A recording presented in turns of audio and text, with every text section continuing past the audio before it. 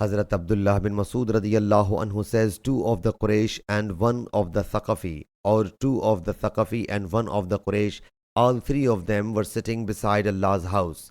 They had got fat, bulging bellies, but their hearts devoid of discretion.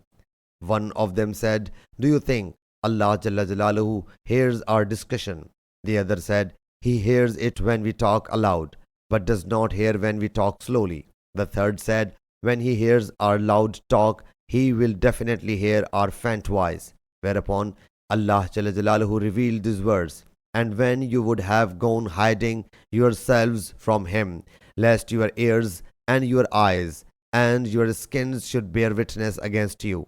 Sufyan, while narrating us this hadith, reports from one or two amongst Mansur or Ibn Abi Najib or Humayd, but then he attached only to Mansur and many a time did not mention the others. Amr bin Ali, Yahya, Sufyan, Thuri, Mansur, Mujahid, Abu Maymar reported from Hazrat Abdullah bin Masud radiyallahu anhu the interpretation of the verse, "Then, if they endure, the fire is their destination," same as the aforementioned hadith.